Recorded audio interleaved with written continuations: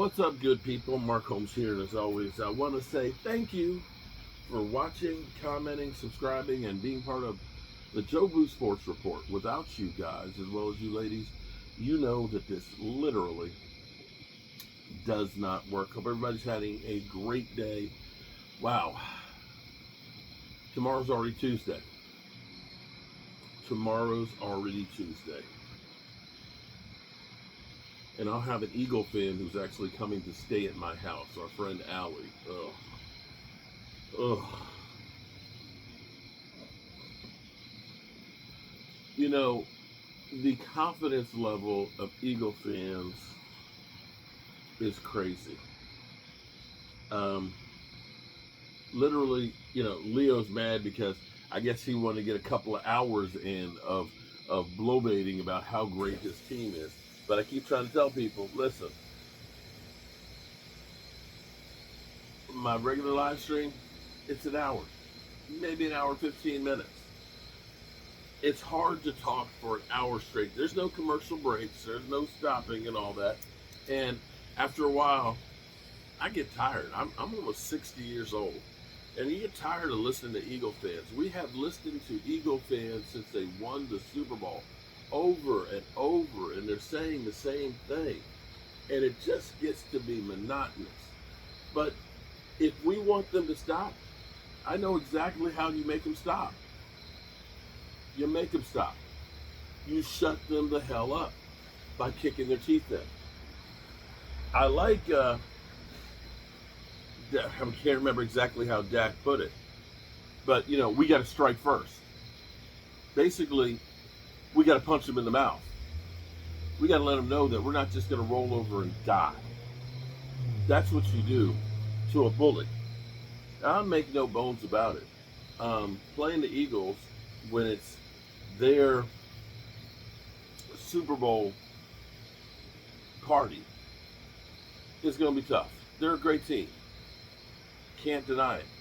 But the NFL has a way of humbling great teams. There's so many unknowns out there, you just don't know. And the Eagles last year, I believe they lost to the Atlanta Falcons week 2. And then got mollywopped by the Tampa Bay Buccaneers in week 4. They were 2-2. So don't tell me that there's no chance at all. I'm not expecting to win. But you can't say that there's no chance at all to win. Now the line has moved up to 7.5. I guess I thought it was 7.5 already, because Micah Parsons is gone, and Micah Parsons supposedly has a back issue and may require an epidural before the game. That's not good. That's really not good. To me, and we need to move on from Micah Parsons because we've got all the Micah Parsons updates from the kid who was sad about him going and he got FaceTimed. Micah Parsons hitting the sled, and Micah Parsons epidural. At least, I guess, the circus is moving away from us and moving to Green Bay. And I'll be glad when players are no longer asked questions about it, because you see, most of them are tired of answering questions about Micah Parsons. They answer questions about him not being there, for OTAs. They thought he was going to be playing, and how practice is going without him, and now he's gone. And listen, man, he ain't here anymore. We're going to deal with the 53 that's here now that's going to be playing. And we got a game on Thursday. Talking about Micah ain't doing me any bit good.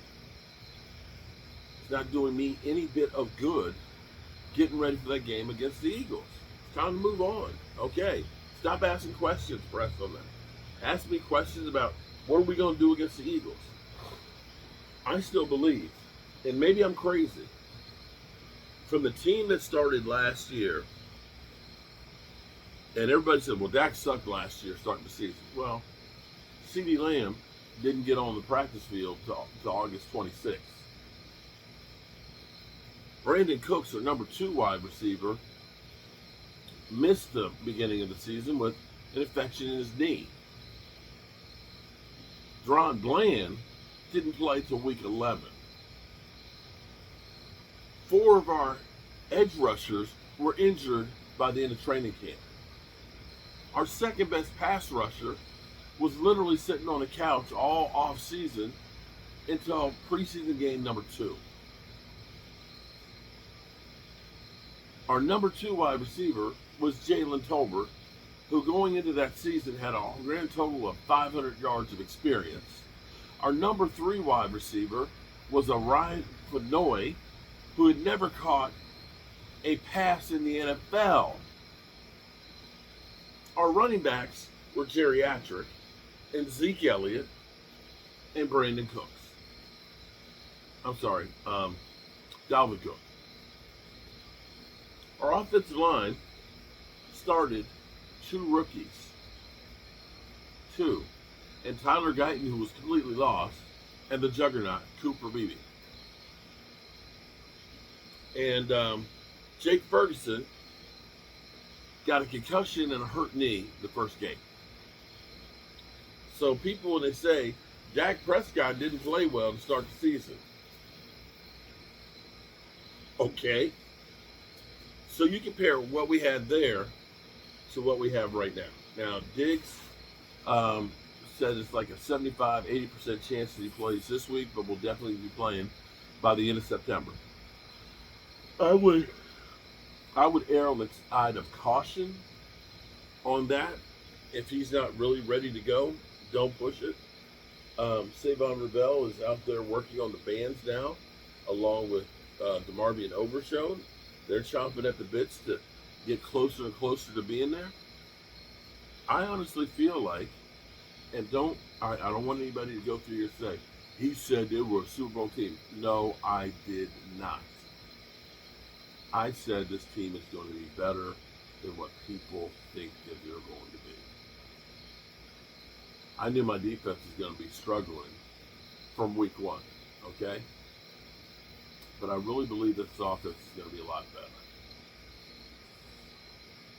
Now, I'm going to remember to caution you guys.